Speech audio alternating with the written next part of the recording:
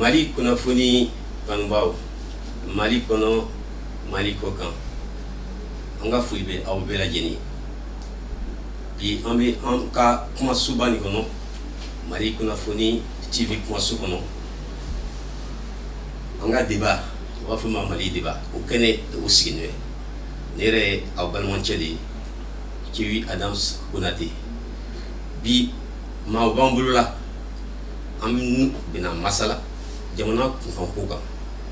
sabu munna bɛɛ b'a dɔn ko Mali bilama a kuma ka ca donc an bɛ kuma Mali kunkanko kan an bɛ foli d'abord Jibril Sangare i ni ɲantuma Salam alaikum. Wa alaikum salam. O kɛrɛfɛ ne b'a fɔ ma dɔ ye o ye an ka baarakɛ ɲɔgɔn dɔ ye kunnafoni dila dɔ Magan Konate ale bɛ chroniqueur dɔ ye an ka radio so dɔ kan b'a fɔ ma IK FM Magan Konate i ni ɲantuma. An b'a ani ɲantuma. Merci. Alors donc ni munna malocɛ sigini fila ale fana ye société civile maa dɔ ye Abdramane Doumbouya i ni ɲantuma. Merci. Ah donc kunnafoni dila fila société civile fila baro na diya Daba Bala Keita ale ye directeur de publication dɔ ye ni ma fili journal tɔgɔ Danaba Info, excusez-moi. Et donc, ani nani mi me ame kuma jamana kunkanko ka donc a dabola. Ame kuma follow ka di doyen ma mi Jibril Sangare. Jibril Sangare ambola ka vraiment kalo timini. A juma follow ani a juma sabana. Jamana don bola. Voilà comme Konokulu. Mouvement de 5G ou mouvement classant au transformement la kake mi yɛlɛmana ka kɛ 600 rassemblement des forces patriotiques o ka laɲini ti ye min ye ko jamana ɲɛmaa min ye Ibrahim Boubacar Keita ko a dɛsɛla n'a dɛsɛla don k'a ka fanga bila a kelen dun tɛ dɛ ko ani a ka maaw bɛɛ min ye a ka gouvernement ye ko o ka bɔ ye min ye an ka lasigiso u b'a fɔ ma Assemblée nationale o sigicogo fana ni kɛla fɛn ye min vraiment ye bɛɛ lajɛlen sɔn hakilila ko fana ni ka bɔ ye donc sisan diɲɛ maaw nana CEDEAO maaw nana Nations Unies maaw nana o ye fɔ ka bɛnkɛla wa an kɔni m'o dɔn mais tout récemment plus tard que kunasini mouvement mɔgɔw bɔra ka point de presse dɔ kɛ o point de presse la o ye gafe dɔ bɔ u b'a fɔ ma mémorandum o mémorandum kɔnɔ point segi de bɛ yen u ka laɲini sisan min ye président Ibrahim Boubacar ka tagali ye o ɲɔgirila o bɔla ma mais u ko ka Assemblée nationale ko k'o ci ka organe dɔ sigi organe min bɛ kɛ olu nɔ la de transition ka tila ni gouvernement min sigi ko jamana ɲɛmaa ale da tɛna k'o la o premier ministre plein pouvoir président man kan ka se k'a fɔ k'ale premier ministre a bɔ a nɔ la ani a ɲɔgɔnna caman u ka laɲini u ka ca mais monsieur Sangare e ka hakilina sisan ka fɔ ni kobarɛ Bon, bismillahirrahmanirrahim. Ala fo ka barika da kɛ ka sela ka ciden ma n'o Muhammad Rasulullah sallallahu alaihi wasallam ka chaîne Mali kunnafoni k'aw fo an ka nin weleli la ka na da don jamana kunkanko la Mali bɛ yɔrɔ min na bi an bɛ dɔɔnin de fɔ a la n'o tɛ ni mɔgɔ kelen k'i bɛ sigi bɛ jamana in kunkanko fɔ bi nana ma fana ye buru bɛ sɔn ka fiyɛ k'i to a fɔli la a tɛ ban alhamdulilayi an bɛ Ala fo ka barika da kɛ ka fɔ jamana in tiɲɛ kalo mɛnna cogo o cogo la boli la don dɔ tiɲɛ bɛ bɔ a la ka fɔli ta k'a ɲɛsin dɔw ma bi kɛrɛnkɛrɛnnenya n'o ye Imam Mohamed Diko ye a n'a ka nɔfɛmɔgɔ dɔw minnu sera ka wuli ka jɔ kɛ ka boli k'a dɔn k'a fɔ jamana in bɛ dingɛ min kɔnɔ ni dɔw ma se ka wuli ka responsabilité ta ka wuli a laban an bɛ sɔn ka bɔ adamadenya hukumu kɔnɔna na donc an ka foli bɛ ɲɛsin ale ma kosɛbɛ ni mɔgɔ mɔgɔ a bɛ wuli ka jɔ la bi ka se ka jamana a bɛ se ka bɔ dingɛ kɔnɔ cogo min na Konate problème bɛ bi jamana in kɔnɔ problème jɛlen de don problème jɛlen don Ibrahim Boubacar Keïta a nana fanga la 2013 jamana in tun bɛ bolo min kan an tun b'a bɛɛ dɔn a don maliyɛn bɛɛ ɲinɛtɛ ko kuma kɔ je ne sais pas comment je vais dire o kuma tɛ se ka fɔ ka ban kun min na jamana kɔnɔdenw wulila a wagati k'u ka danaya ta k'a d'a kan o bɔra a yɛrɛ dalakan sababu fɛ ala tɔgɔ min tun b'a d'a kɔnɔ a don ani mɔgɔ y'a ye fanga dɔ mara ni iri guerre mun ye ka na se fo 2013 ma ani kana don rébellion in kɔnɔ et puis surtout a ye faveur ba yɛrɛ sɔrɔ parce que ale ye maninka ye a fɔra ko maninkaw t'a tu k'a nɛmu tiɲɛtigiw don Sumala nana défense la dɔɔnin parce que o kɔrɔ bɔra fɔ nordise de Sumala ni nord dira ma donc facteur caman nana don ko kɔnɔna la jamanadenw dara la k'a ta ka fanga ta k'a d'a ma ale nana ni kan fɛn o fɛn ye a si ma bɔ a sira fɛ an b'o dingɛ de kɔnɔ de bi an b'o dingɛ de kɔnɔ bon wulikajɔ minnu bɛ sen na k'a ka taa a ka to tan a kana taa a ka to tan bon comme an bɛ débat la olu kuma bɛ na don débat kɔnɔna la donc ne bɛ kuma bila yan fɔlɔ sani ka kuma di an ka kunnafoni dilaw ma olu ka yecogo ni société civile ka yecogo tɛ kelen an bɛ kuma sara sisan Abdramane Doumbia. Ok, bon mais radio Mali kunnafoni wa aw fo k'aw waleɲuman dɔn a ka don o don wulikajɔ a n'a ka cɛsiri la jamana ko in na donc ni foli bɔra yen nɔ donc problème kɔni bɛ jamana in kɔnɔ bi a dogolen tɛ mɔgɔ si la k'a daminɛ si jɛ sifin min bɛ duguma bɛɛ b'a kalama gɛlɛya min bɛ yen nɔ bi donc ne kɔni ye hakilina min ye nin ko in na c'est vrai a tiɲɛna yɔrɔ jan fɛ mais bamananw ko ten tɔ daga mana bonya cogo cogo datugulan bɛ sɔrɔ a la donc minnu ye wulikajɔ fɔlɔfɔlɔ daminɛ hali bi je rejoins mon aîné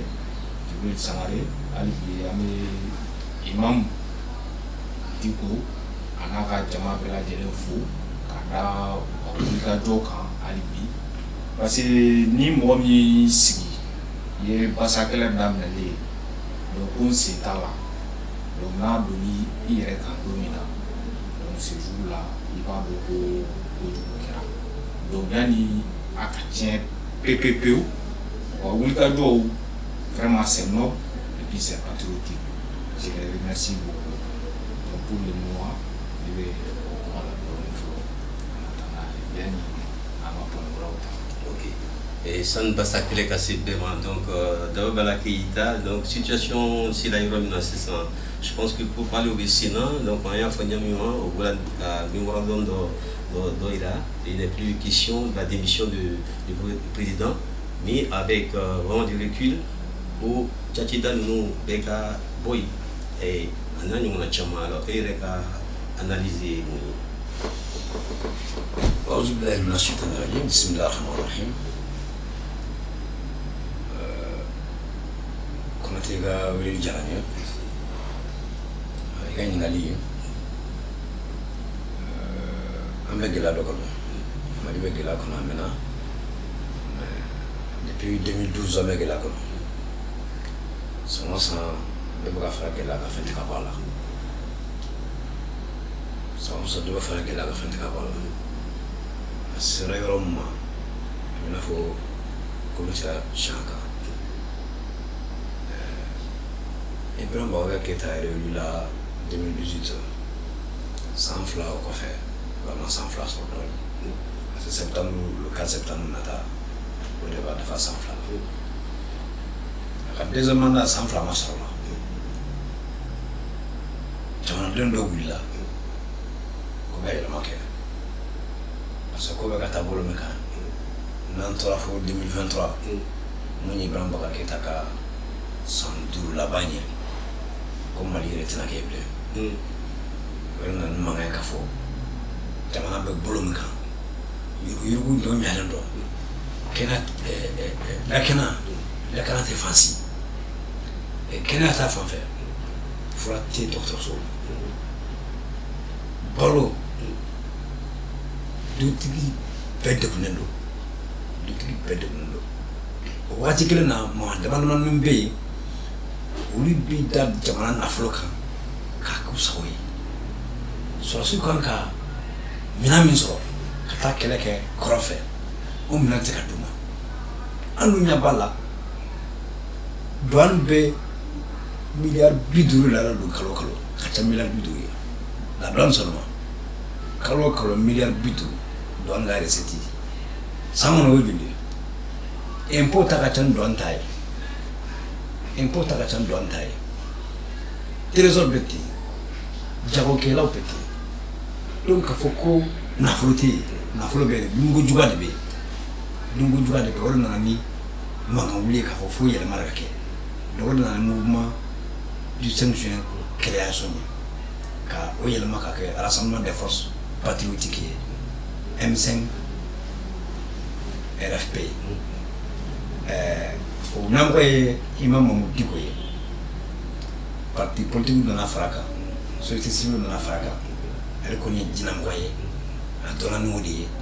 a ye san 11 kɛ au conseil islamique président la a ye san 20 kɔ kɛ a bɛ AMUPI o min ye samɛ tɔn fɔlɔfɔlɔ ye Mali la a y'o secrétaire général kɛ san 20 kɔ donc o de wulila ko fo ka yɛlɛma ka kɛ mɔgɔw nana fara de kan waati kelen na président fana ka mɔgɔw bɛ yen olu fana wulila ka jɛkulu dɔ créer pour répondre au M5 RP olu tɔ tora ko CFR Convergence des forces républicaines o kɛra Mamadou Diko ka tɔn Sina de sisan donc Diko n'a ka mɔgɔw u ye lajɛ belebele 2 kɛ Bamako a ma tugu mɔgɔ si la mais mɔgɔ dɔ ninnu minnu wulila k'u bɛ Ngala la Diko la u ye babaga de kɛ u ma se ka foyi kɛ u ye palais de sport ta palais de sport capacité ma 5000 personnes capacité o de hali o yɛrɛ u taa denmisɛnninw yɛrɛ ka yɔrɔ fa n'u tun ye marche min kɛ u ye marche min bɔra ko le 27 n'u tun y'a kɛ u ka malo tun b'a la o de kama u y'a bɔ a ma donc kuma ɲɛbila la komi ka question centrale la o de kan kuma min bɛ ne fɛ k'a fɔ yan'an ka dun mémorandum kɔnɔ tout à fait o de nin ye. Ok, Colonel Konaté, le rapport des forces à Boula Kafoniam Massan, on va y aller sincèrement, Ibrahima Boubacar Keita na a comme au somnaco de la lettre. Kaso ko la ko jumɛn bon vraiment ne ko ne bɛ lajɛlen fo n b'a dɔn gɛlɛya bɛ jamana kɔnɔ n'i ye gɛlɛya cari ka juguya fo ka na kɛ mɔgɔw k'u fara ɲɔgɔn kan ka bɔ ka taama kɛ ka yɛlɛ ka fɔ gɛlɛya bɛ jamana kɔnɔ bon e min ye jamana ɲɛmaa ye an b'a ɲini fɛ i ka baara bila i ka wara sɛmɛ maa wɛrɛ ka nin nana o laɲini a bolo dara jɔn fɛ o ye Imam Mamadou Diko ye n ka cɛkɔrɔba dɔ n ka foli bɛ a ye n'a ye baara caman kɛ ɲɔgɔn fɛ Mamadou Diko de ye wele bila jama ma jama bɔra i ka kuma la politiki mɔgɔ dɔw nana ka na fara a kan mouvement du 5 juin fo kana kɛ mouvement des forces patriotiques ye donc u nana caya k'a yɛlɛ ka fɔ olu kantigɛ da ko jamana ɲɛmaa ka baara la mais o kɔfɛ u ka sigi ka fɔ o kɔnɔna na a kɛra gɛlɛyaba ye u yɛrɛ dama ni ɲɔgɔn cɛ yan'u ka bɛn a la k'a fɔ ko jamana ɲɛmaa ko a ka fanga bila ko kuma to yen bon an bɛ kibaruyaw sɔrɔ k'a fɔ ko IBK ko a sɔnna a bɛɛ lajɛlen ma laɲini fɛn fɛn kɛra Mamadou Dicko n'a ka jama fɛ ko a sɔnna a bɛɛ lajɛlen ma o laɲini ye jumɛn ye a fɔlɔ ko Assemblée nationale ne o ye an ka wasasoba ye ko k'a ko ci a filanan ko cour constitutionnelle ko ka o fana ci bon en tout cas ko ka laɲini kɔni ye fɛn fɛn ye ko IBK kɛ pas sɔn ko mais ale bɛ min ɲini fɛ dɔrɔn ko a ka ale to a nana bon premier ministre avec plein pouvoir ko k'o fana sigi bon Djewi n b'a f'i ɲɛna i bɛ ka kuma de wuli quoi i bɛ ka kuma wuli parce que un moment dɔ la n'a b'a lakɔlɔsi la k'a fɔ nin waati ninnu na Mamadou Dicko tɛ ka yɛlɛ ni lajɛw bɛ kɛ mɔgɔ tɛ Mamadou Dicko ye ale ka kɛlɛ ma lawuli k'a fɔ an ka jamana ɲɛmaa ka fanga minɛ k'a dafa o tɛ Mamadou Dicko ka kɛlɛ kun ye Mamadou Dicko ka kɛlɛ kun ye mun ye jamana taabolo man ɲi an b'a ɲini fɛ i k'a lakale hali n'o y'a sɔrɔ a kun sɔnna fɔlɔ k'a fɔ fanga bɛ na mais ce n'est pas un putschiste tɛ donc a ka laɲini ye min ye jamana ɲɛmaa y'a ye a y'a faamu a b'a dɔn min bɛ sen na barisa ni mɔgɔw ka wuli ka jɔ nana se k'i yɛrɛ ka sigiyɔrɔ ma i ka kan ka faamuya k'a fɔ ko ko bɛ sen na donc a y'a faamu mais e mana ne yɛrɛ ɲininka ninnu filɛ ka laɲini min kɛ nin ye 5 juin mɔgɔw u ye laɲini min kɛ n'u bɔra conférence de presse la k'a fɔ o laɲini ninnu kɔnɔna na ko ni jamana ɲɛmaa ma sɔn a ma donc ça veut dire que wajibiyalen don a kan u y'a wajibiya a kan ko n'a ma sɔn a ma o tuma nin kalo tile 10 u bɛna jama bɔ tuguni ka ko yira la a sigilen tɛ ni min ye donc o ye hakilina dɔw ye minnu laban bɛ na ni fɔɲɔgɔnkɔ ye min laban bɛ sɔn ka wolo tiɲɛni na o tɛ Mamadou Dicko ka hakilina ye a ka hakilina t'o ye u ye laɲini min kɛ nin ye a bɛ n'a fɔ i ye jamana ɲɛmaa ye i sigilen don mais fanga t'i bolo tu es président à titre honorifique a banna i sigilen don mais fanga t'i bolo jamana ɲɛmaa jumɛn bɛ se ka sɔn o ma ne hakili la vote de kɛra ka IBK ta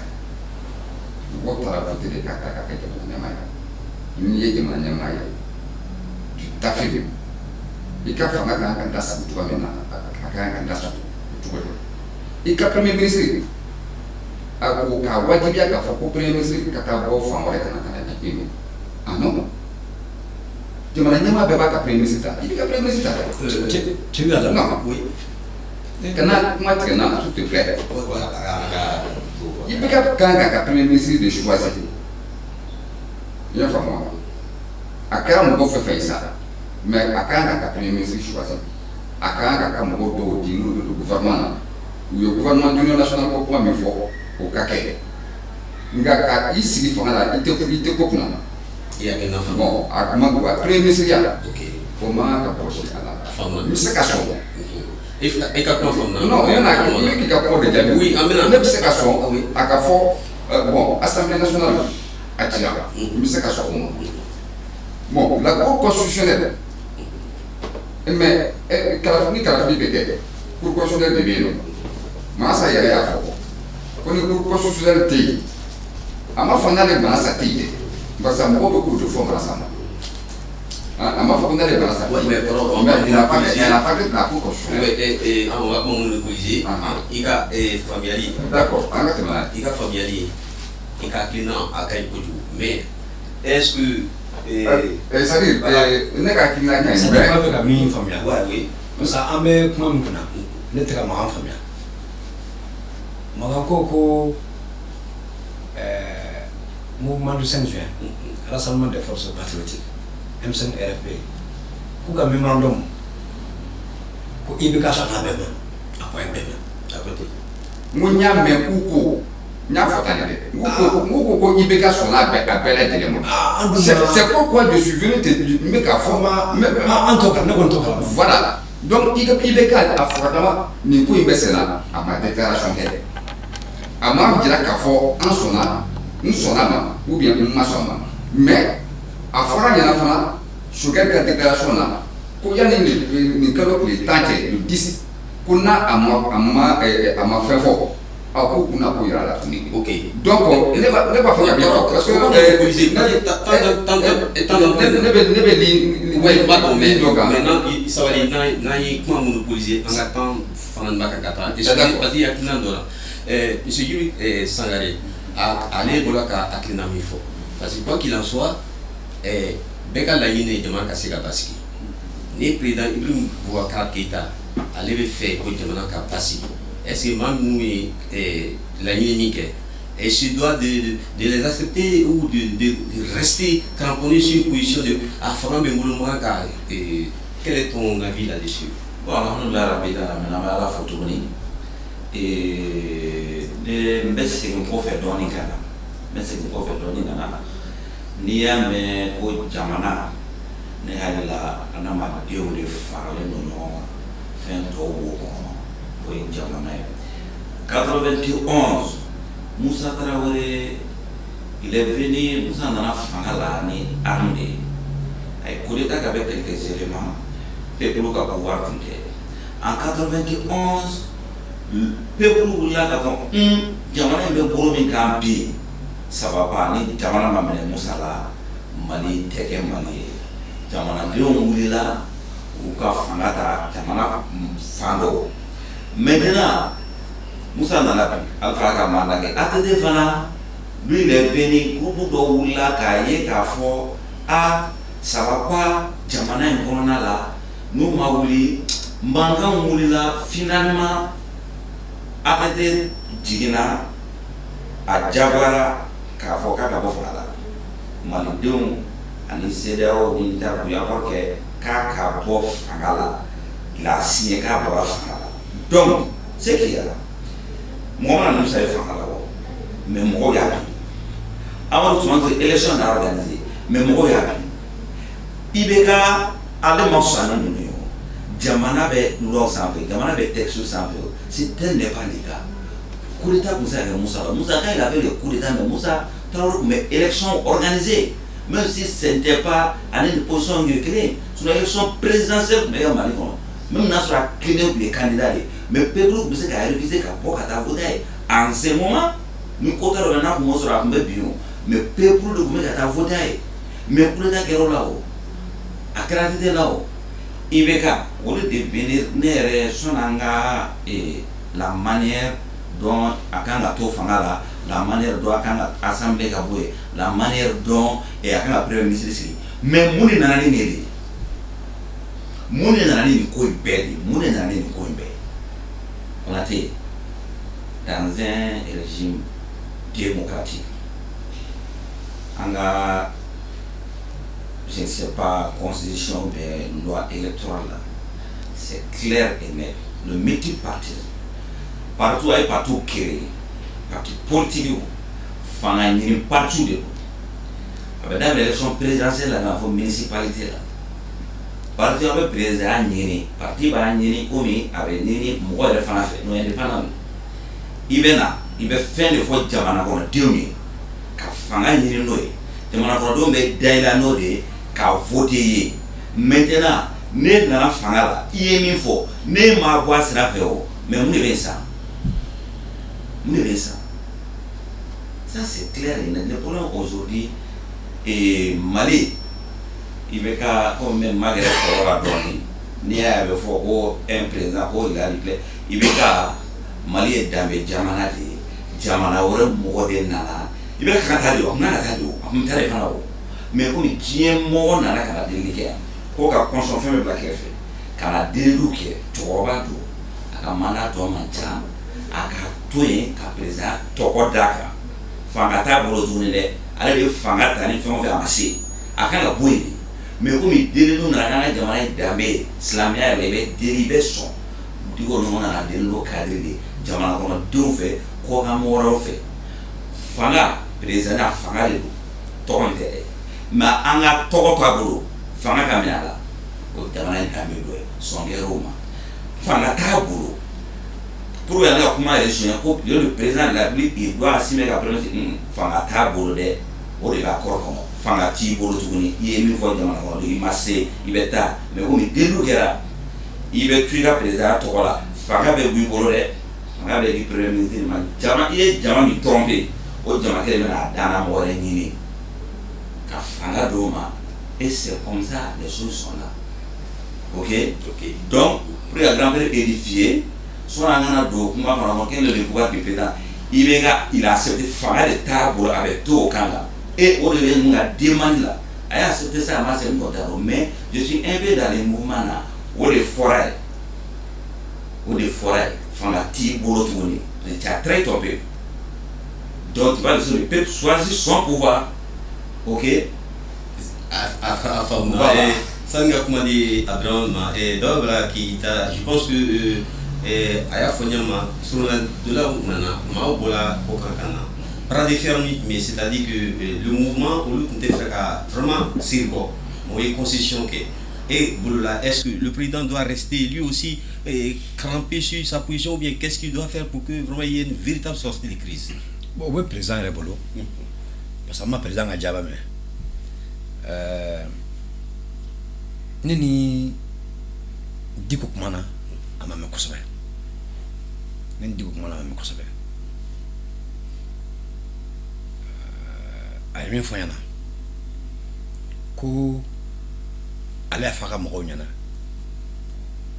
k'a bɛ officialiser lundi passé a kɛra lundi a fɔra ko lundi kɛlɛ ko conférence de presse bɛ yen mais conférence de presse bɔra a ma o y'o bila mercredi tɛmɛnen na mais bi ye juma ye mais yanni lundi tɛmɛnen cɛ ne Diko kumana a ko cɛkɔrɔba bɛ yɔrɔ min san a ko bɛ dana na dɛ u y'a digi fo ka kɔ sɛmɛ dana na wa digi fa dan mais makɔrɔba do laɲini kelen pe de tun b'u bolo ko président ka fanga bila i bɛ ka démission i bɛ ka dégage o laɲini kelen de tun b'u bolo mais delikɛlaw dunnen ye a la CEDEAO nana e yɛrɛ y'o kuma fɔ MINUSMA lasigiden min bɛ yan ambassade des États-Unis Union européenne bɛɛ bolila ka Diko sɛgɛrɛ ka yira la nin de bɛ yen donc Diko fana ye maaba de ye a bɛ ko dɔn maaba dɔn a ka mɔgɔw ma sɔn a ma dɛ a ka mɔgɔw ma sɔn a ma mais a ko n'a bɛ kɛ mun ye a bɛ ko ye mais min b'ale fɛ ale b'a f'u ɲɛna an k'an bolo bɛ président kan na sinon président kan de tun b'u bolo tun bɛ président ŋɔnɔ na an k'an ŋɔnɔ bila a k'a ka mandat tɔni kɛ donc revendication fɔlɔ ko i bɛ ka dégager i bɛ ka taa Diko de y'a faga mɔgɔw ye sinon fo kɔn bɛ yen ko an ka to a ka mandat tɔ laban a tɔ bɛɛ n'a panna o ma n'a panna président ka to yen fo 2023 bɛn kɔni kɛra o la mais a tɔ le reste fɛn ma latigɛ fɔlɔ dɛ u b'i sigi ka fɔ de kɛ premier ministre bɛ sigi cogo di a ko kulu jumɛn kɔnɔ assemblée bɛ ci wa cour constitutionnelle bɛ ci wa siga fɔ de bɛ kɛ ninnu kɔni M5 RFP ka ɲini laɲini ye dɛ a bɛɛ ka ci ka bɔ yen mais a ma ci fɔlɔ dɛ a ma ci fɔlɔ maintenant président tun bɛ Mauritanie olu b'u ka sɛbɛn dilan wagati min na mémorandum o b'a sɔrɔ président taara G5 Sahel ka réunion na Mauritanie u tilalen k'u ye sɛbɛn di Diko ma ko Diko ka sɛbɛn di président ma Diko k'u ma ko bon président a bɛ mun kalama a bɛ Mauritanie G5 Sahel ka rencontre la n'a nana a b'a essayer ka sɛbɛn d'a ma mais a ma fɔ ko sɛbɛn bɛ latɛmɛ dɛ n fɛn b'a kɔnɔ kuranɛ tɛ mémorandum yɛrɛ kuranɛ tɛ bible tɛ président de bɛ to yen mais a tɔ an m'an sigi de k'a fɔ n'an bɛnna yɔrɔ min o de bɛ kɛ a ma fɔ ko premier ministre ko ka assemblée ci ninnu kɔni ka laɲini y'o ye mais o ma kɛ fɔlɔ dɛ sigafɔ de bɛ kɛ sigafɔ kɔnɔna la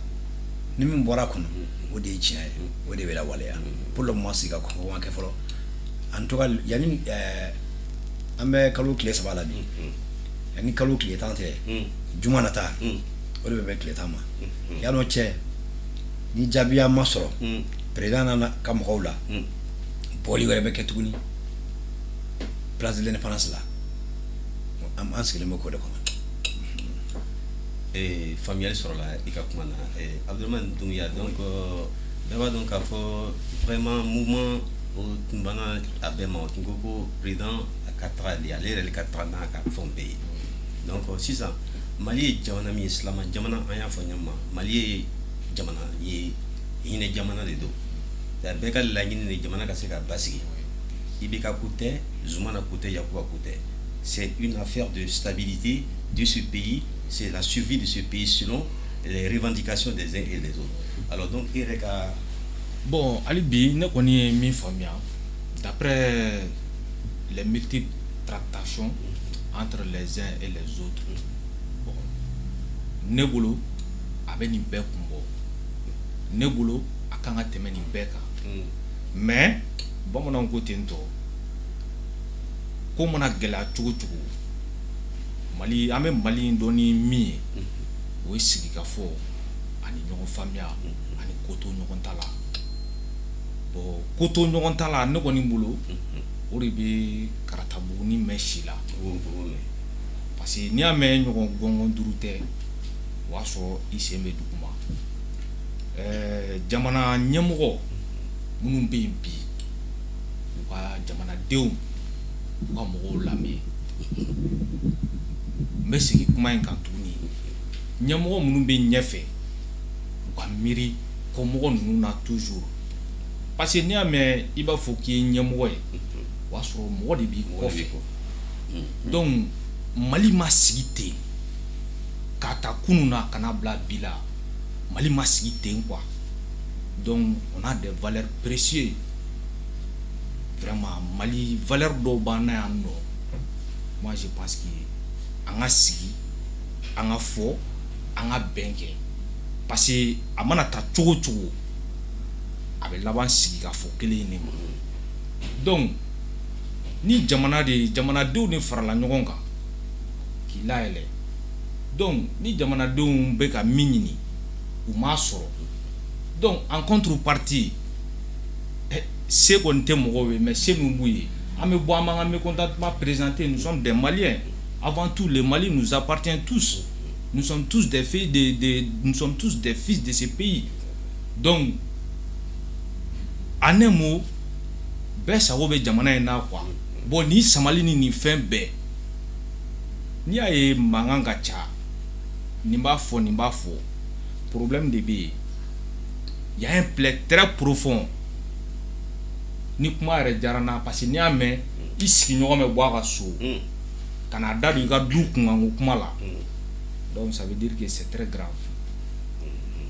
donc malien bɛɛ k'a jateminɛ bi an ka mɔgɔ ko bɔ a la quoi an ka mɔgɔ ko bɔ a la bɛɛ ka jamana in lajɛ ani jamana in ka sini ɲɛsigi lajɛ quoi ça c'est mon point de vue parce que kuma mana sama cogo cogo i taara ɲɛfɛ i taara kɔfɛ i ye nɛgɛ ta ko gangala i y'a bila ko gangala donc toujours a bɛ nɛgɛkan de fɔ donc nin bɛɛ ye min ye sijɛw ni sifinw ani denmisɛnninw ani minnu tɛ ko kalama mais ni nin bɛɛ farala ɲɔgɔn kan ka hakilina ɲuman kelen bɔ sa pour que jamana in bɛ se ka taga parce que toujours sonsoro bɛ taga sonsoro bɛ na c'est toujours le même histoire donc pour éviter tout ça est-ce qu'il n'est pas temps Maliens an ka ɲɛ dayɛlɛ il est temps Maliens an ka tiɲɛ fɔ ɲɔgɔn ye an ka ɲɛ dayɛlɛ Monsieur Doumbouya vraiment faamuyali sɔrɔla i ka kuma na. Je voudrais réagir. Oui. Oui, tu demandes la parole, tu as la parole. Ah d'accord, ok, merci. Ouais. Et voilà, donc Sangaré a parlé de a y'a yira k'a fɔ ko mɔgɔw diminen de bɛ fanga lata kuma la surunya la a y'a yira k'a fɔ Musa Tarawele taara ten Amadu Tumani Ture taara ten bon an bɛ taa kɔfɛ Modibo Keyita fana taara ten mais ni jamana ɲɛmaa ninnu fɛn fɛn filɛ nin ye k'a daminɛ Modibo la Musa Tarawele Amadu Tumani Ture marifa de tun jɔlen bɛ u la marifa de jɔra u la n'u sɔnna ka taa Musa Tarawele minɛna des suites Modibo minɛna des suites d'un coup d'état marifatigiw sɔrɔsiw de y'a minɛ Moussa Traoré c'est pareil sur la sous d'état la katame ATT fana c'est la même chose sur la sous de yamé on me fatigué mais aujourd'hui ante o logique konana basane marfatigu nana o ye coup d'état donc o ye Mali sharia ju sosali doy maintenant ne be nyingali ke Mamoud Diko jamatiki do de nay ko jamaka bobi mo bi bo ka soro ali drome kili na ma bo ka fo ay tasu tramata mo bena mais parti politique jumɛn bɛ yen bi parti politique ɲɛmɔgɔ jumɛn bɛ yen bi ko bɛ se k'i jɔ ka wele bila k'a fɔ a ye na ko jama ka na o hakili bɛ jama min na o t'o sɔn parce que o b'a dɔn Mamoud Diko de bɛ se ka jama bɔ Mamoud Diko de bɛ se ka jamana ɲɛmaa ka a ɲɛ guwan ka se a dan na donc politique mɔgɔw nan bɛ ka na u gulon ale la dɔw b'a ta ka dulokiba ma yan dɔw b'a ta dulokiba ma yan ah vraiment ni kɔni n'an ye Mamoud Diko to ye a ka taa dɔrɔn an mago sara donc u bɛ ka cɛkɔrɔba minɛ ka a bila sira dɔ kan barisa Mali politicien u ka kilinaw ta dɔnnen don parce que a bɛɛ la a caman bɛ yen u bi jɔyɔrɔ ɲini de la donc u b'a dɔn k'a fɔ n'u ye Mamoud Diko to ye a ka taa o tuma olu bɛ fɛn min ɲinina u t'o sɔrɔ politicien dɔ bɛ yen nɔ a den 3 de bɛ kalan na Canada a bɛ mouvement in kɔnɔna na a den kelen o kelen u ka kalan $15,000,000 donc den 3 $45,000 ministre kɔrɔ don a tɛ baara la bi a bɛ retraite la a b'a denw ka kalan sɔngɔ bɔ min donc ninnu ye occasion de ye i y'a faamu walasa u fana bɛ se ka jɔyɔrɔ sɔrɔ dahirimɛ ko de don bon maintenant ne tɛ se ka kɛ jamana ɲɛmaa ye a y'a fɔ a ka kuma la Daba y'a fɔ a ka kuma la déclaration kɔni kɛra memorandum labɛnna a taara di IBK ma mais IBK ma kuma dɛ barisa a fana bɛ jateminɛ ne tɛ se ka kuma IBK place la mais n b'a dɔn mɔgɔ min ye ne bɛ IBK dɔn a mɛnna n b'a dɔn mɔgɔ min ye a ka premier ministre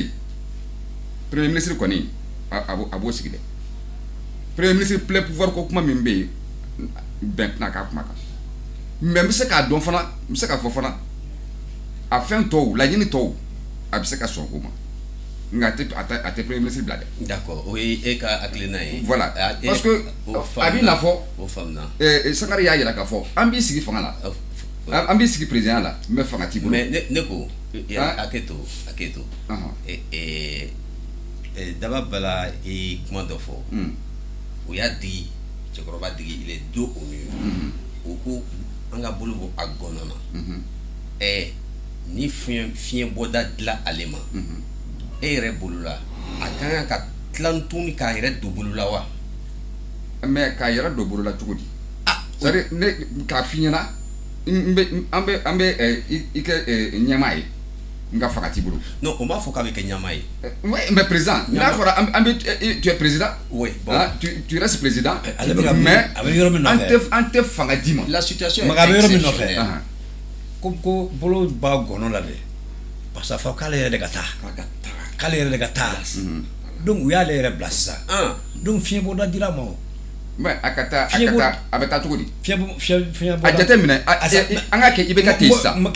ka kɛ IBK yɛrɛ tɛ yen. fiɲɛ bɔda ma d'a ma wa nka fiɲɛ bɔda dila ma a fɔra k'ale ka to sisan premier ministre plein pouvoir kuma min bɛ ka fɔ e yɛrɛ bolo a b'a sɔn tuguni a ka taa gɔnɔ ma wa. bon an ka kɛ IBK tɛ yen. mais ne ko mun bɛ kɛ an bɛ don tigɛ de kɔnɔ tuguni. président nana o. barisa premier ministre joli sigi la communauté internationale bɛ na u bɛna pression kan kan. kɔrɔmagan. et nous allons faire les frais de cela. a président bɛ yen déjà o. voilà donc ni président bɛ yen président ka fanga a b'a ka fanga waleya dɛ a bɛ jɛ ka waleya ɲɔgɔn fɛ de o ni président bɛ jɛ ka waleya ɲɔgɔn fɛ nka k'a fɔ an bɛ sigi président la an tɛ fanga d'i ma. jamana ɲɛmaa jumɛn bɛ sɔn ma. Sangare bɛ réagir face à grand frère fanga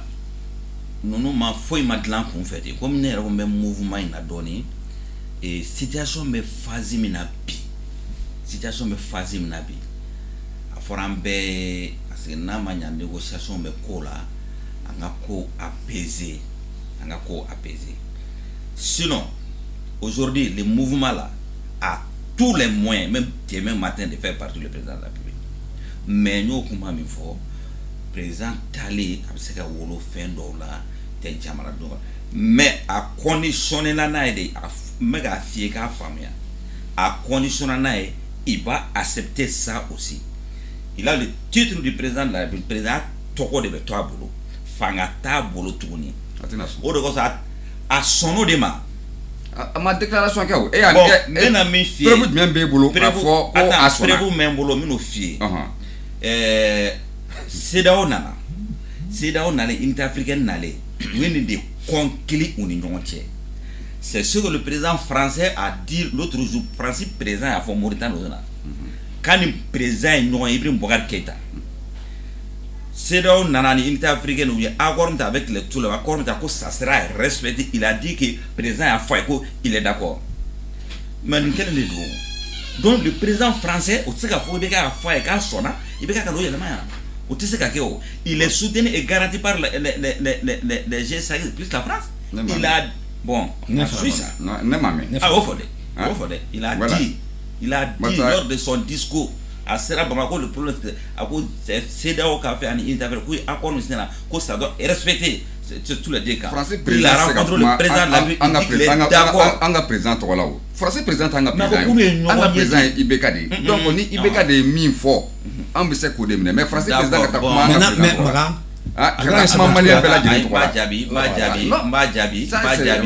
Badjabi et de monsieur Kafo et de monsieur Kafo comme Mali présenté France. Mais un problème n'a pas parce que France il y a pouvoir diriger Jamana kono. Abo dingue de kono. Sinon il y a tara Malion fait à chefane là. Ayem chefane mi na tuabu lancer tout la France quand il était premier ministre là quand il a refusé Alpha Gado français président de la FIA. Malon a confiance ba daraka odona. Mais de pour revenir un peu en arrière. Parce que maintenant, le débat, c'est qui poursuit. Mais nous, on a des preuves. Nous, nous, le président, il ne faut pas attaquer l'institution. C'est le président qui a été le premier à saboter la première institution. C'est la présidence. Président Koundrou, il y a 2018 de campagne na Kidal, Bilal Akali Cheroufé, Eva Kalamakou, Marie Darapo, Reda, Akamana Marie Darapo sans faire. Quand tu mobile qu'on a Bilal Akali Cheroufé, où il y a fait qu'un tirbané, no tagana do Kidal Kono. Il est rentré tirban à Djigna Gabo, elle sous qu'on a gardé ou des armées. Katana Bilal Akali Cheroufé. Ou quand Emmanuel Drapeau Fleur Bilal Cheroufé, Marie Drapeau Bilal Kofé, car c'est un banderoluka. Bienvenue du président malien sur son nom Bilal Akali Chérif. Mais en ce moment donc institution ça nous sert à coder mais on a voulu de côté non institution vote 2018 élection du mai avec ça grand frère non élection du Asiki Malden Joya Asiki n'a pas problème de programme maintenant ça ces gens ils ont démissionné et démissionné. Oui, faut-il faire nous là? Élection du mai est grande, ça. C'est pour cela que souvent, on est intégré, on journaliste, on est souhaité, on est féminin, on est fort et on assume tous les raisons. Ni bon, follow, mais nous mettons à quoi soutenir qu'il faut respecter les institutions. Attaquer Mali drapeau sans fait, qui a, on a des preuves. La radio Clédou, je ne sais pas la télé Clédou, mais excusez-nous pour que nous te refaisons. Débat qui era fait avec Kassim. Le monsieur qui était présent là-bas à l'aéroport, il a dit qu'on a fait si de corona et galon quoi t'amener. Clédou enregistrement bobo. Ça c'est tout. Président qui a tagama drapeau sans fait. T'es institution ou institution validée quoi. Donc, quand tu es une institution corée, ou le président est là. Quand tu parles des coups d'État que l'armée dans les textes, la Mali texte, là on dit que dans le régime démocratique, c'est pour le peuple. L'armée est l'arbitre. Armée arbitre au civil d'amant de tout. Ni nana fangani civil ou fait. Il n'a rien kando de. Nous a dima. Ni ma respecté nous ou likama. l'armée doit intervenir. Répression TN. Bon, ne pas doit armée n'a fait répression TN. armée n'a fait parce que ils peuvent le faire. Non, parce que Minkara Ayala, armée Mogoye, Minkara Ayala, l'armée a vu ça. Monsieur Sangaré, l'armée ne va pas se mobiliser. Voilà, l'armée ne va pas se mobiliser. Mais il ne faut pas amener l'armée sur cette voie. On ne le souhaite pas, mais c'est des Maliens. Oui, mais c'est des Maliens, mais pourquoi pas la caquette toi maintenant? C'est des Maliens. Parce que c'est des Maliens et même ce chapitre. Avec le clone de chapitre. C'est des Maliens. On leur donc pas faire soit sous des blocs. Moi je crois que Sangaré comment me faut. Sangaré comment me faut. Vraiment a bien gacha quoi. Ala mamme ko sabe. Ibeka 2020 de konna la grâce présidentielle accordé mo doye prisonnier de Bamako ya constitution bo ayabola ko ke o donkele bila la chérif fana grâce présidentielle grâce accordé doye kidal il y a l'état des deux républiques des drapeaux qui flottent des drapeaux o mame machima kuma communauté internationale makuma France makuma ministre makuma bila la chérif do grâce akala selin cin temenane on c'est la Sibiri c'est là et la président comme c'est là la demain de Dazawan mais président tara sala ka pale kono lu kono c'est la Canada la président tara sala ka pale kono c'est ba kono ke pale kono te c'est ba ko misrito c'est be ke misrito la ou ba Canada do ni am temps de la défaite la tegem ko sono président tara aka sali ka sali bara seli ke sali min gono sali banque ne dum no ko chama débat fembe be ke sali ngone sali de banque be ke globe mi fembe be mais ngatra mo ala ka seli ki ne dum ne ke sali ngola ka cha chama sali de banque ko parler on était là-bas une année mais bien sûr mais je crois que pour que pour débat là abaka la mamimbe yo abaka mo la mais o de kama gono masika siku bubu démissionnera le 11 donc elle va précipiter la kabu reconduit ko gouvernement ko rasiki akla ni misa ko parce que au clef la boratuni parler de la culture parler de congrès là ko gouvernement d'union nationale on est santé clé mogani flower clé mogani ça va gouvernement tsekasiki ne comment li ka floka ko ayen clé moganke sans gouvernement faut que c'est calculement ça veut dire que blocage de BO vous dites ça gouvernement si vous dites ça gouvernement si bon gouvernement n'a faut tu amna man si de taballa ka fo bu ka to ba kana to mais bu klalao sanjula am nyamba be premier ministre la ale bi so ka muya na ma munya ble kalankon jona kalankon tien bu ne kalankon tien fe mana na ko warte fe mana ko wata alo ka warbe na fo ngo don ga c'était 58 milliards par mois hein impôt ta ka chano e warbe hal kurita kera ka frontière datugun impôt ni douane bi se kan balo ya manana ka no ko embargo bi kanka anya 2012 la yo c'est que mo bo jama fin be la clewa engrais c'était intérieur là on peut se ka fin be la be donc président ay mo la me o la ma se gouvernement sigi ka bokuma la ni ka sangare ka engrais baro di mamba di amaka kata dondoni donc baro rebana et monsieur Doumbia et ka kumalaba angata bana mitla ka baro sigi ko fetu ne be mingo ni fo ka nyini malien chema ani malien musulman bela jelen fe a chokoroba na demsenu si jeni sifi donc begi miri ka don ko Mali te jamana lankulu yi Mali jamana badi donc vraiment en fana baw nan korona ndogo baw deli ayo miri doni anga miri doni jamana na pour que en dew ana modew peseka sininya sigi soro bolo suno donola jamana meke tomo lankulu yi ala kan kisi umani ye wule kanyi vraiment ala ka ni kuma sonjila vraiment i ka kuma d'accord bon moi là-bas vraiment boro kon kun kadi de je respecte gang ga do fraka mais moi là-bas na moi la sonya la mi saka mi fo et c'est que coup d'état kuma o connaît aussi saka fo man la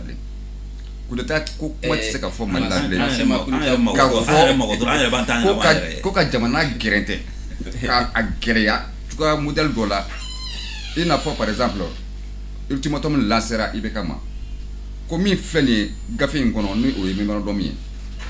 a diyara i ye i na sɔn a ma a ma diya i ye i na sɔn a ma n'i ma sɔn a ma an na ko yir'i la donc an bɛ ko min yir'i la o ye tuguni de ka jama de bɔ o jama dun mana bɔ ani IBK ma taa a ye min fɔra o ma lasabati Sangare y'a yira k'a fɔ ko sɔrɔdasiw bɛ yan comme arbitre o kuma sisan ba pa u yɛrɛ y'a ye k'a fɔ jamana taabolo man ɲi o kuma u bɛna kana faga dɛ donc bon an tɛ ala deli o la barisa sɔrɔdasiw y'a kɛ kɔsannin na a y'a ninnu y'a kɛ mais min yirala olu la an y'o ye dɛ o ko labana cogoya min na an y'o ye donc o tɛ an ka laɲini ye mankan bɛ se ka kɛ a ma fɔ mɔgɔ ta i ka kɛ i t'a a ɲini u ye fɛn caman fɔ memorandum nin kɔnɔna na a caman bɛ yen min bɛ se ka kɛ dɛ jamana ɲɛmaa peut décider mais k'an sigi fanga na n tɛ fanga kunna k'an sigi fanga na n tɛ fanga kunna IBK mankan min don mana la n'a bɛna sɔrɔ maninkaya est-ce que an bɛ o hukumu kɔnɔ je ne sais pas monsieur Dabala k'an sigi fanga kunna n tɛ fanga min bon kuma cɛ la ala ka ni ɲɔgɔnna caman baro sigi amina yarabi ne y'a fɔ cogoya mun na siga fɔ de bɛ kɛ o memorandum M5 RP la kuranɛ tɛ bibulu tɛ d'abord u ko fɔlɔ ko président yɛrɛ ka taa u bɔra kuma kan n'u ko premier ministre de plein pouvoir hali n'a ma kɛ plein pouvoir ye a bɛ se ka kɛ premier consensuel choisi de façon consensuelle par les deux camps aw ye mɔgɔ min olu bɛ se ka mɔgɔ dɔ di M5 bɛ se ka mɔgɔ dɔ di maa min ye latiri ye maa min ye hɔrɔn ye maa min ye baarakɛla ye bɛɛ b'o dɔn président y'a fɔ aw ye min di jɔn la n sɔnna u ta ma premier ministre ɲuman don ayi o y'u ka mɔgɔ désigné dɛ u ye Cheikh Modibo Diarra de désigné ko o de bɛ kɛ premier ministre plein pouvoir ils l'ont désigné non Massima désigné là c'est les ondits Massima désigné excuse moi désigné n'interromps pas Cheikh Modibo yɛrɛ tɛ fɛn min na yɛrɛ o bɛ se ka kɛ premier ministre e dala ka Cheikh Modibo ye marche na mais justement non ne m'a ye la marche du 5 juin il n'a jamais été raison de plus fo ni ko Modibo Sidibé mais Cheikh Modibo Diarra Masik Modibo Diarra non ne ma taa fɔ ka foyi ma kɛ fɔlɔ d'accord président kɔni bɛ to yen mais a tɔ bɛɛ an bɛ sigi k'a fɔ dɛ n'an bɛnna yɔrɔ min o de bɛ kɛ mais k'a fɔ ko premier ministre sera maa ma sigi fɔlɔ dɛ ne kɔni ka faamuyali la ma premier ministre sigilen fɔlɔ sigi ka fɔ de bɛ kɛ e président yɛrɛ y'o la mais o de kama a disait k'a gouvernement sigi a ko tuba ka salam effectivement monsieur Sangare an b'a kuncɛ ni ye e ka vraiment alhamdulillah rabbil alamin mais grand frère corrigé dɔɔni hali bi ayiwa n bɛ woro sara mais Amadou Aya Sanogo u ma coup d'état kɛ mitɛnɛri de kɛra des jeunes éléments mécontents u ye marifa ta jusqu'à ce que le président u ye palais attaqué coup d'état mun tɛ coup d'état ma kɛ coup d'état u ye marifa ta o caman kɛra yan Sarasi denmisɛnninw gɛn ka bɔ fɛn na u ye marifa ta bɔ ka Bamako bɛɛ don ɲɔgɔn na coup d'état ma kɛ mitɛnɛri kɛra le président a crèvement ils ont failli u taara et puis lui-même il a démissionné mais moi j'ai dit que dans un régime démocratique l'armée est à côté mais ils sont arbitres peuple n'a fanga d'i ma u tɛ réprimer dɛ n'u y'a réclamer dɛ point an k'o yɔrɔ bɔ yen l'armée ça fait partie de la population an dɔgɔninw n'an denw n'an faw n'an fɛnw de don an bɛɛ ye kelen dans un régime démocratique l'armée est civile là-dedans si tu es devenu ministre tu es militaire tu es ministre tu es dans le régime civil tu es civil donc au yɔrɔ an b'o bɔ a la Konate ne ɲɛ bɛ fɛn dɔw la jamana in kɔnɔ ne hakilila régime caman taara dɛ o kan ka an caman sɔn hakilila dɛ l'autre jour ne ye bureau dɔ ye Kuluba président fɛ CNJ Mali jeunesse ka bureau ka taa pour ka taa président cɛkɔrɔba u b'a soutenir mais c'est que denmisɛnninw ma min faamuya mais Diko ninnu tɛ denmisɛnnin ye o Mutakata ninnu tɛ denmisɛnnin ye o mais ko ninnu ye cɛkɔrɔbaw de ye cɛkɔrɔbaw bɛ ka kɛlɛ kɛ ko denmisɛnninw ka siniɲɛsigi confisqué don o denmisɛnnin kelenw bɛ wuli mɔgɔ min y'o kɛ k'olu bɛ to ka taa ko mais nin bɛ faamuya cogo di kelen filanan ye mun ye n ya mɔgɔ mɔgɔ ye image la don u caman denmisɛnninw don mais u ɲɛwalen don cɛkɔrɔbaya fɛ dɛ parce que cɛkɔrɔba fini ni cɛkɔrɔba fugulan b'a bɛɛ kun donc ça veut dire que Mali kɔnɔ loi constitution jeune 18 ans à 35 ans n'o mɛ kɔsa in na sinon temps d'enfance c'était 41 ans san 18 ka taa san 30 ni bɔra kɔni tɛ denmisɛnnin Mali kɔnɔ tuguni mais moi j'ai vu des gens là-bas qui n'ont pas moins de 50 ans à cause des jeunes sur quel au nom de quel jeune mi yɛrɛ ka tila k'u yɛrɛ kɛ cɛkɔrɔbaw ye pourquoi donc la jeunesse kɛlɛ bɛ bi jeunes nɔfɛ kɛlɛ de don tɛ fɔ mɔgɔ ka bɔ ka taa tiɲɛ na a tɛ fɔ mɔgɔ ka bɔ ka taa foyi la mais buru adamaden ala y'i dan k'i ka hakɛ ɲini diinɛ ko t'o la foyi t'o la ne tɛ se ka da e la e k'a fɔ cɛ c'est bon gardien ne de magasin gardien ni ko k'ale bɛ se magasin gardien la ni ko k'ale bɛ se magasin n ka minɛnw bɛ yen n ko ayiwa n ka minɛnw bɛ yen dɛ n'i ko k'i bɛ se ne dar'e la i nana gardien la n ka minɛnw sonyɛna mais e ye jɔn de sa mais moi je dois te n b'i gɛn de o Mali bɛ ten de le Mali était un magasin bourré de minɛnw fara kɔnɔ a dira i bɛ kama o y'a bɛɛ sɔn a bolo donc malidenw mago b'u ka magasin na a ka nin to yen mais n'i ye cɛkɔrɔba ye ko taa yɔrɔ ci la gardien bɛ fɛ i sigi yan dumuni tɔw bɛna to ka d'i ma i b'olu dun ye mais i sen bɔ magasin ko kuma in na i bɛ k'a bɛ ten bi de assalamualaikum. Waalaikumsalam. Jamana ni bɛ jamanaba min ye a bɛ lomo laban mais a tɛ bɔn sigikafɔ u ye damu ye vraiment an ka bi débat a diyara kojugu bɛɛ y'a hakilina di o bɛɛ de bɛ jamana jɔ nin bɛɛ de vraiment hakilina ka fali ka se ka vraiment an bɛn kelen ma ka bolo di ɲɔgɔn ma kɛlɛko tɛ donc bi min maa minnu tun b'an bolo maabaw de don Abdramane Doumbouya ale société civile cɛden dɔ ye dɔw b'a la k'i ta ale ye kunnafonidila dɔ ye o ŋanaba dɔ don Makan Konate ale fana ye kunnafoni i bɛ hayi to miniti 2 dɔrɔn n tɛ se ka bɔ débat in na mɔgɔ 2 bɛ n bolo n bɛ fɛ k'olu fɔ rapidement n bɛ fɛ k'an ka maire fo comme n ka ti maire yɛrɛ n'o ye Adama Berete ni n bɛ fɛ k'an yɛrɛ dɔgɔkɛ fo n'o ye Isa Sangare Amudalayi Isa Sangare donc o de kun fɔli bɛ n bolo k'o fɔ donc sincèrement donc n y'a fɔ ɲɛma Makan Konate kunnafonidila dɔ don Jibril Sangare ale fana ye société civile de ye vraiment n ka foli bɛ ka ɲɛsin malien bɛɛ lajɛlen ye Mali kɔnɔ Mali kɔ kan an ka vraiment réalisateur min ye an ka chef de production ye a timina ka di kojugu